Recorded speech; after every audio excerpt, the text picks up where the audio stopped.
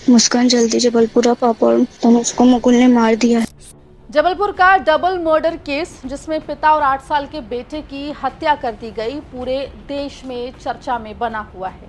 15 मार्च 2024 को 15 साल की काव्या अपनी चचेरी बहन मध्य प्रदेश के पिपरिया में रहने वाली मुस्कान को एक व्हाट्सएप वॉइस नोट भेजती है। मुस्कान जल्दी जबलपुरा पापा और तनुज को मुकुल ने मार दिया है।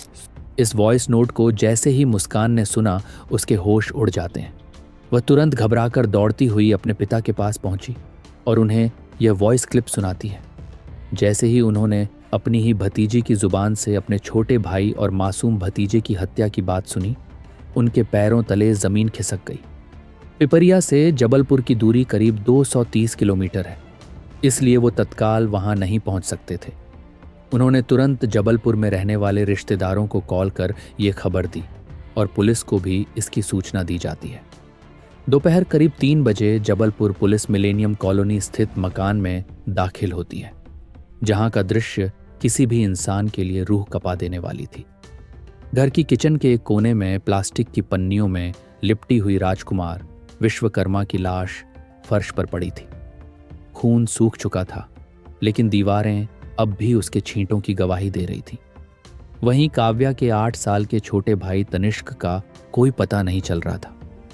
पुलिस ने पूरे घर की तलाशी ली, लेकिन वह कहीं नहीं मिला।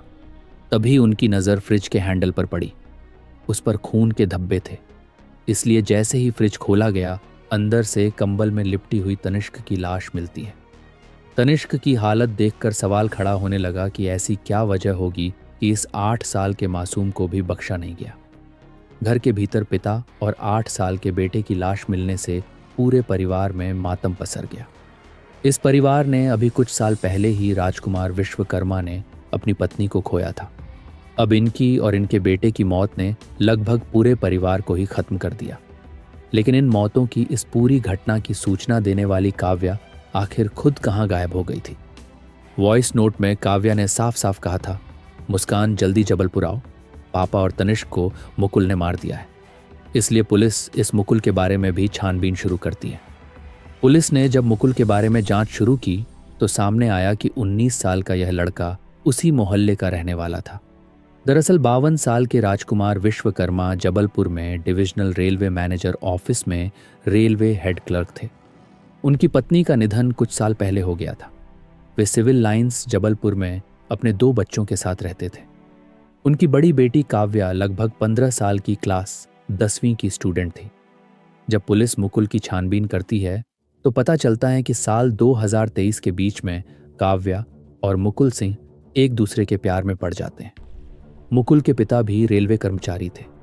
दोनों परिवार मॉडेस्ट रेलवे एम्प्लॉय बैकग्राउंड से आते थे और मिलेनियम सोसाइटी हाउसिंग कॉम्प्लेक्स में रहते थे। लेकिन जब राजकुमार को अपनी बेटी के इस रिश्ते के बारे में पता चला, तब काफ़ी नाखुश थे। सितंबर 2023 में दोनों भागकर भोपाल चले गए थे। उस समय काव्या और मुकुल चुपके से भागकर शादी करने वाले थे, लेकिन काव्या के पिता की कंप्लेंट पर पुलिस दोनों को पकड़कर वापस जबलपुर ले आती है। इस हरकत से राजकुमार मुकुल पर काव्या की किडनैपिंग और का मामला दर्ज करते हैं, पर तब केस नाबालिग होने की वजह से यह केस पॉक्सो एक्ट के तहत दर्ज हुआ और मुकुल को जेल भेज दिया गया। पर कुछ समय में मुकुल बेल पर बाहर आ जाता है। दरअसल ट्रायल के दौरान काव्या ने कोर्ट में बयान दिया कि वह अपनी मर्जी से मुकुल के साथ गई थी और मुकुल ने उसके साथ कोई ज़बरदस्ती नहीं की। इसी बयान के आधार पर कोर्ट ने मुकुल को छोड़ दिया। वहीं राजकुमार अपनी बेटी काव्या को जबलपुर से अपने गांव के एक रिलेटिव के पास भेज देते हैं। कुछ समय ठीक ठाक बीतता है। इसके बाद साल 2024 के शुरुआत में काव्या की क्लास 10वीं की एग्ज़ाम होने की वजह से वह एक बार फिर जबलपुर आती है। इसी समय फिर एक बार काव्या और मुकुल की मुलाकात सोशल मीडिया मौज प्लेटफॉर्म पर होती है। पर अब भी सवाल यही था कि काव्या कहाँ गई। इस सवाल का जवाब तलाशने के लिए पुलिस ने कॉलोनी और आसपास के सीसीटीवी कैमरे खंगालने शुरू किए और तभी एक ऐसा फुटेज मिला जिसने पूरे केस को हिलाकर रख दिया। घटना वाले दिन दोपहर करीब 12:30 बजे मुकुल अपनी डुओ स्कूटी पर कॉलोनी से बाहर जाता दिखा और ठीक उसके कुछ सेकंड बाद काव्या भी उसी दिशा में जाती हुई दिखाई दी।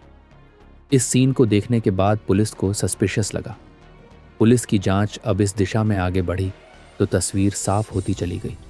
जबलपुर रेलवे स्टेशन के सीसीटीवी फुटेज में मुकुल और काव्या प्लेटफॉर्म नंबर 1 से अंदर आते और कुछ ही देर बाद प्लेटफॉर्म नंबर 3 से बाहर निकलते दिखाई दिए। ये पूरा ड्रामा महज पुलिस को गुमराह करने के लिए रचा गया था। इसके बाद दोनों बस स्टैंड पर नजर आए और जांच में खुलासा हुआ कि ये कटनी जाने वाली बस में सवार हुए थे, मगर महज 90 किलोमीटर का सफ़र तय करने के लिए इन्होंने रास्ते में कई बसें बदली ताकि ट्रैक ना हो सके। पुलिस ने दोनों के मोबाइल नंबर सर्विलांस पर डाले, लेकिन उनकी लोकेशन ट्रेस नहीं हो पा रही थी क्योंकि दोनों पब्लिक वाईफाई नेटवर्क का इस्तेमाल कर रहे थे।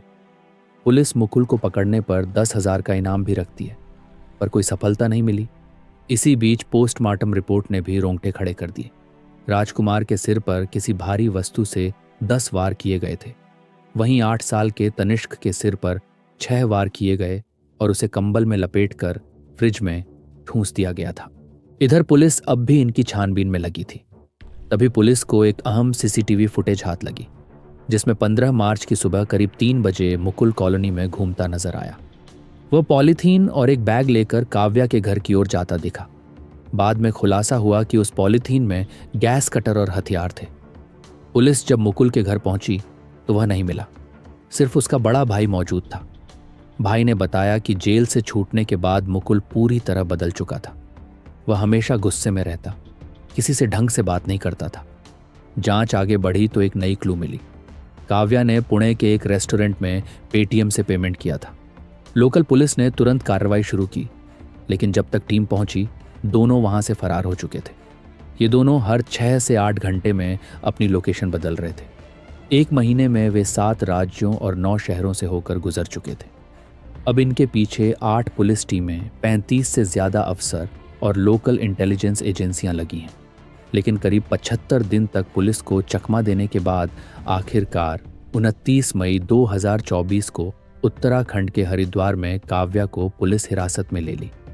पूछताछ के दौरान काव्या ने जुर्म कबूल कर लिया और अपने साथ मुकुल को भी शामिल होने की बात कबूल की। अगले ही दिन 30 मई 2024 को मुकुल खुद जबलपुर के सिविल लाइंस थाने पहुंचा और पुलिस के सामने सरेंडर कर दिया। इसके बाद पुलिस इन दोनों से पूछताछ करती है, जिसमें निकलकर आता है कि मुकुल ने हत्या की पूरी साजिश रची थी, जिसमें काव्या उसका साथ देती है। सबसे पहले मुकुल बालकनी से अंदर घुसकर राजकुमार की कुल्हाड़ी से वॉर करता है। इसी बीच जब तनिष्क देखकर चिल्लाता है, तभी काव्या अपने ही भाई को मौत के घाट उतार देती है। बॉडी को छुपाने के लिए फ्रीजर का यूज करते हैं। इस बयान के बाद पुलिस कस्टडी में रखती है। उन पर इंडियन लॉ के तहत चार्ज लगाए जाते हैं। 21 साल का मुकुल सिंह पर आईपीसी की धारा 302 मर्डर, 464 किडनैपिंग, 201 सबूत मिटाने जैसी धाराएं लगती हैं। पहले से ही काव्या के साथ उसके ऊपर पॉक्सो एक्ट का मामला दर्ज था, जिसे पुलिस ने चार्जशीट में मेंशन किया है। वहीं काव्या घटना के वक्त 17 साल से कम उम्र की थी, इसलिए उसे जुवेनाइल जस्टिस एक्ट के तहत मामला दर्ज हुआ। जबलपुर पुलिस ने उसे जुवेनाइल जस्टिस बोर्ड के सामने पेश किया है। हालांकि पुलिस चाहती है कि काव्या को उसकी क्रूरता को देखते हुए एडल्ट की तरह ट्रायल दिया जाए, लेकिन कानून कहता है कि 15 साल की उम्र तक के बच्चों को नाबालिग ही माना जाता है। अब मुकुल का ट्रायल रेगुलर क्रिमिनल कोर्ट में और काव्या का केस अलग से जुवेनाइल कोर्ट में चल रहा है। इस केस में अभी तक कोई कोर्ट का फाइनल फैसला नहीं आया है। एक पिता और मासूम बेटे की बेरहमी से हुई हत्या सच में रिश्तों की परिभाषा ही हिला दी। वीडियो पसंद आया तो लाइक करें और चैनल को सब्सक्राइब करना ना भूलें।